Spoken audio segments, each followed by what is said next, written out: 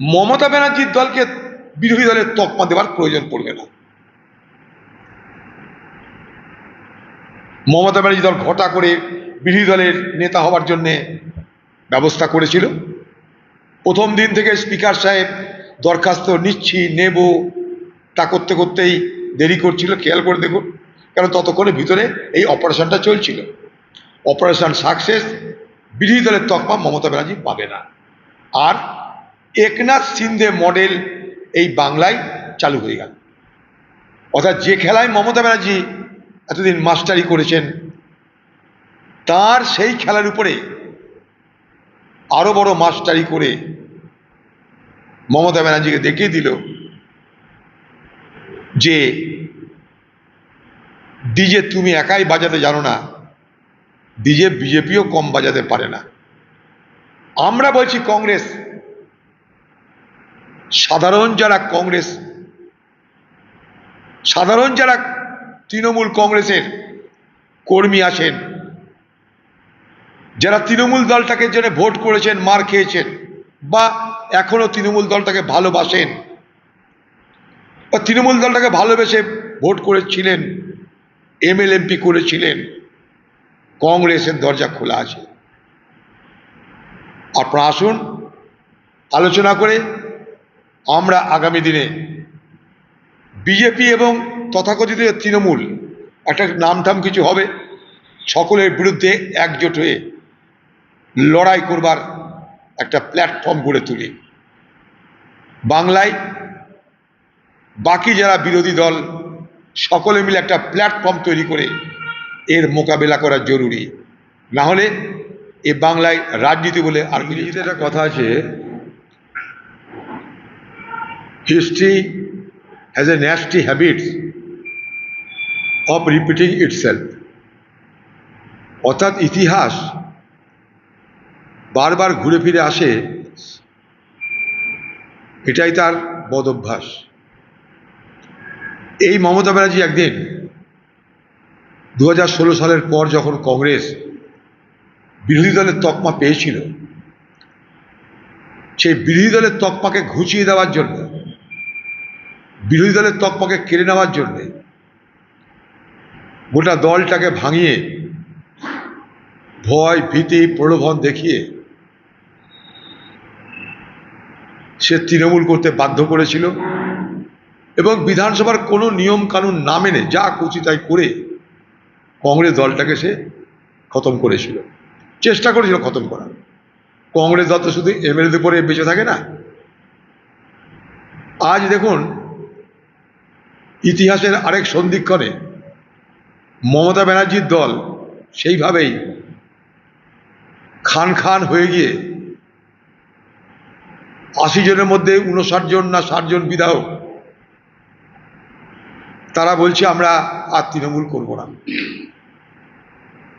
অর্থাৎ মমতা দেখুন, যে খেলায় আপনি নিজেকে মনে করতেন রপ্ত হয়েছেন, যে খেলার উদ্দামতায় ঔদ্ধত্যে আপনি ডিজে বাজাতেন খেলা হবে বলে, সেই ডিজের আওয়াজ নিশ্চয়ই আপনার কানে পৌঁছাচ্ছে। সেদিন খেলোয়াড়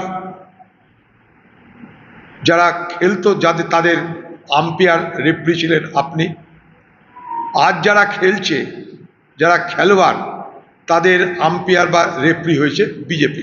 ফারাকটা এইটুকুই, আম্পায়ার বদলে গেছে, রেফারি বদলে গেছে, খেলা চলছে, দল ভাগানোর খেলা চলছে।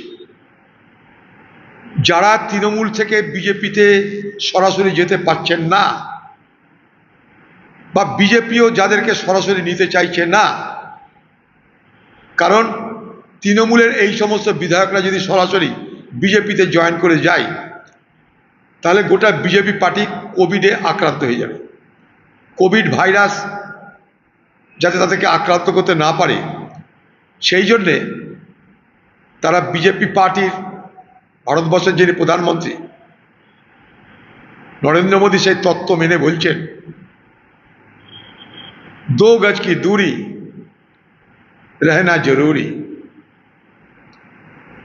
অর্থাৎ কোভিড থেকে বাঁচার জন্য 2 গজ দূরে রাখো, 2 গজ দূর থেকে কথা বলো।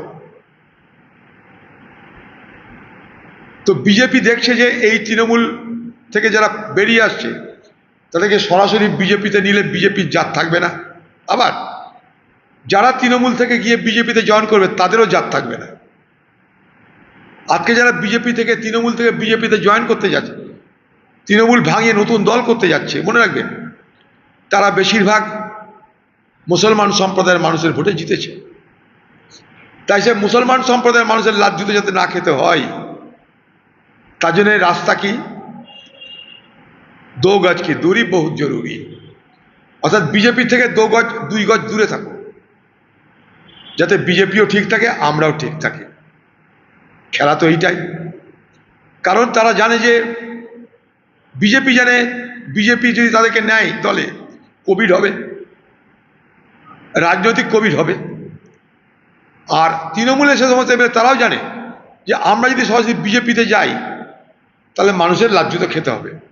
মানে একটাই বাঁচার রাস্তা, দূরে থাকো, 2 গজ কি দূরি বহুত জরুরি। যদি বিজেপির কথায় তারা ওঠা বসা না করে, ইডি আছে, সিবিআই আছে, এখন নতুন করে সিআইডি হয়েছে, সব তো চোর, প্রত্যেকের উপরে কেস আছে, প্রত্যেকের বাটপাড়ি করেছে, প্রত্যেকটা এমএলএ যারা পালাচ্ছে ঘরের টাকা তারা অবশ্যই খেয়েছে। কারণ তখন যারা কংগ্রেস থেকে তৃণমূলে যোগদান করত তাদেরকে প্রথম টোপ কি, তোমার এলাকার 150টা 200টা ঘরের দায়িত্ব তোমার, মানে তুমি ঘর দাও মাল খাও। প্রত্যেকের বিরুদ্ধে দুর্নীতি আছে, প্রত্যেকটা এমএলএর বিরুদ্ধে।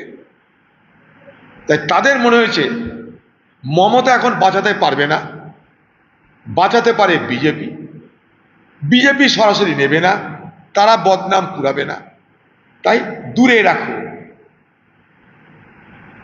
জুনিয়র টিম করে দূরে রেখে দাও, অন্য পরিচয় প্রয়োজন মতন ব্যবহার করা যাবে। আর মমতা ব্যানার্জির দলকে বিরোধী দলের তকমা দেওয়ার প্রয়োজন পড়বে না। মমতা ব্যানার্জি দল ঘটা করে বিরোধী দলের নেতা হওয়ার জন্যে ব্যবস্থা করেছিল। প্রথম দিন থেকে স্পিকার সাহেব দরখাস্ত নিচ্ছি নেব তা করতে করতেই দেরি করছিল, খেয়াল করে দেখুন, কারণ ততক্ষণে ভিতরে এই অপারেশনটা চলছিল। অপারেশন সাকসেস, বিরোধী দলের তকমা মমতা ব্যানার্জি পাবে না। আর একনাথ সিন্ধে মডেল এই বাংলায় চালু হয়ে গেল, অর্থাৎ যে খেলায় মমতা ব্যানার্জি এতদিন মাস্টারি করেছেন তার সেই খেলার উপরে আরো বড় মাস্টারি করে মমতা ব্যানার্জিকে দেখিয়ে দিল যে ডিজে তুমি একাই বাজাতে জানো না, ডিজে বিজেপিও কম বাজাতে পারে না। আমরা বলছি কংগ্রেস, সাধারণ যারা কংগ্রেস, সাধারণ যারা তৃণমূল কংগ্রেসের কর্মী আছেন, যারা তৃণমূল দলটাকে জন্য ভোট করেছেন, মার খেয়েছেন, বা এখনো তৃণমূল দলটাকে ভালোবাসেন বা তৃণমূল দলটাকে ভালোবেসে ভোট করেছিলেন, এমএলএমপি করেছিলেন, কংগ্রেসের দরজা খোলা আছে। আপনারা আসুন, আলোচনা করে আমরা আগামী দিনে বিজেপি এবং তথাকথিত তৃণমূল একটা নামঠাম কিছু হবে, সকলের বিরুদ্ধে একজোট হয়ে লড়াই করবার একটা প্ল্যাটফর্ম গড়ে তুলি। বাংলায় বাকি যারা বিরোধী দল সকলে মিলে একটা প্ল্যাটফর্ম তৈরি করে এর মোকাবেলা করা জরুরি, না হলে এ বাংলায় রাজনীতি বলে আর কিছু থাকবে না।